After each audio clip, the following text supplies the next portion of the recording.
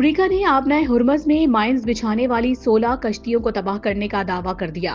امریکی صدر Donald Trump نے دھمکی دی ہے کہ ایران نے مائنز بچھانے کی کوشش کی تو مزید کارروائیاں کریں گے۔ اس سے پہلے ایران کی جانب سے آبنائے ہرمز میں مائنز بچھانے کی رپورٹ نہیں تھی۔ ایران نے آبنائے ہرمز میں مائنز بچھائی ہیں تو فوراً ہٹا دے، ایسا نہ کیا تو ایسے نتائج بھگتنا ہوں گے جو پہلے کبھی نہیں دیکھے ہوں گے۔ امریکی انٹیلیجنس ایجنسی نے رپورٹ دی ہے کہ ایران آبنائے ہرمز میں سرنگیں بچھا رہا ہے۔ لمبی جنگ کی صلاحیت نہ ہونے کی بات امریکی پروپیگنڈا ہے۔ ٹرمپ کو ایرانیوں کا پتہ نہیں، اسی لیے ہتھیار ڈالنے کی بات کر رہے ہیں۔ ایران اپنے ہتھیار خود تیار کرتا ہے، امپورٹ نہیں کرتا۔ ایرانی مشیر خارجہ کمال خرازی کا کہنا ہے کہ ایران کی افواج طویل جنگ لڑنے کی صلاحیت رکھتی ہے۔ سفارتکاری کی گنجائش ختم ہو چکی، موجودہ محاذ آرائی ایران کے وجود کے لیے خطرہ ہے۔ ایران کو پوری طاقت کے ساتھ جواب دینا ہوگا۔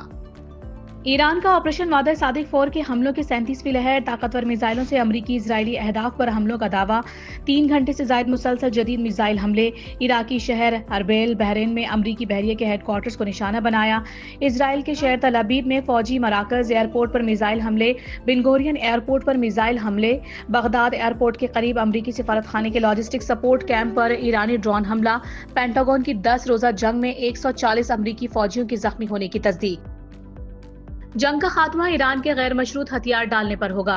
جنگ خاتمے کا فیصلہ صدر ٹرمپ کریں گے۔ ترجمان وائٹ ہاؤس کیرولین لیوٹ کہتی ہیں کہ ایرانی فوجی صلاحیت کو شدید نقصان پہنچایا، ایران کے 5000 اہداف کو نشانہ بنایا، ایرانی بیلسٹک میزائل حملوں کی صلاحیت 90% ختم کر دی، ڈرون حملوں کی صلاحیت 85% کم ہو گئی، ایرانی 85 بحری جہاز تباہ کر دیے، میزائل پروڈکشن انفراسٹرکچر کو 2000 پاؤنڈ وزنی بموں سے نشانہ بنایا۔ ٹرمپ آبنائے ہرمز بند کرنے کی اجازت نہیں دیں گے۔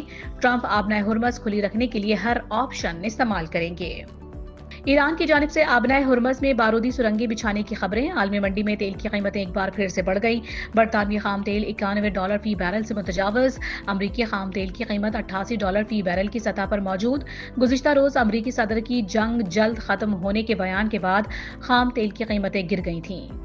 داماد رسول صلی اللہ علیہ وآلہ وسلم، جانشین رسول، خلیفہ چہارم، مولائے کائنات، امیر المومنین حیدر کرار، شیر خدا حضرت علی مرتضیٰ رضی اللہ تعالیٰ عنہ کا یوم شہادت آج عقیدت و احترام کے ساتھ منایا جا رہا ہے۔ عالم اسلام کے خلیفہ راشد کی یاد میں ملک بھر میں جلوس و مجالس اعزاء اور کانفرنسز کا انعقاد۔ آپ آفتاب صحابیت کے وہ درخشندہ ستارے ہیں جن کی آب و تاب ہمیشہ قائم رہے گی۔ کراچی میں یوم علی رضی اللہ تعالیٰ عنہ کا مرکزی جلوس نشتر پارک سے برآمد ہو کر حسینیہ ایرانیہ کھارا در پر ختم ہوگا۔ سیکیورٹی کے سخت ترین انتظامات، جلوس کے راستے پر آنے والی سڑکیں اور گلیاں بند، صدر کی مختلف سڑکوں اور گلیوں کو کنٹینرز رکھ کر بند کر دیا گیا۔ CCTV کیمروں سے جلوس کی مسلسل نگرانی کی جائے گی۔ بلند عمارتوں پر اسنائپرز تعینات، کوئک رسپانس ٹیمیں الرٹ، اہم اسپتالوں میں بھی پولیس نفری موجود۔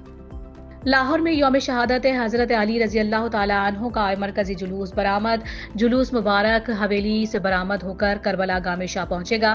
مرکزی جلوس کو 4 درجاتی سیکیورٹی فراہم، 8500 سے زائد پولیس اہلکار سیکیورٹی پر مامور۔ جلوس میں داخلے کے لیے مکمل چیکنگ لازمی۔ آزاد کشمیر، خیبر پختونخوا اور پنجاب کے بالائی علاقوں میں بارش، موسم خوشگوار، متعدد مقامات پر ژالہ باری۔ شانگلہ میں گھر پر آسمانی بجلی گرنے سے ایک ہی خاندان کے 3 افراد جاں بحق۔ محکمہ موسمیات کے مطابق ملک میں بارشوں کا نیا سسٹم 12 مارچ تک بادل برسائے گا۔ NDMA نے متعلقہ اداروں کو الرٹ جاری کر دیا، انتظامیہ اور متعلقہ اداروں کو پیشگی اقدامات کی ہدایت۔ افغانستان میں امریکی شہریوں کو سنگین خطرات لاحق، شہری افغانستان کے کسی بھی حصے کا سفر نہ کریں۔ افغانستان کے لیے امریکہ کا سفری انتباہ، امریکی اسسٹنٹ سیکرٹری نے افغانستان کو state sponsors of wrongful detention قرار دے دیا۔ امریکی اسسٹنٹ سیکرٹری نے بھی مارکو روبیو کے موقف کی تائید کر دی۔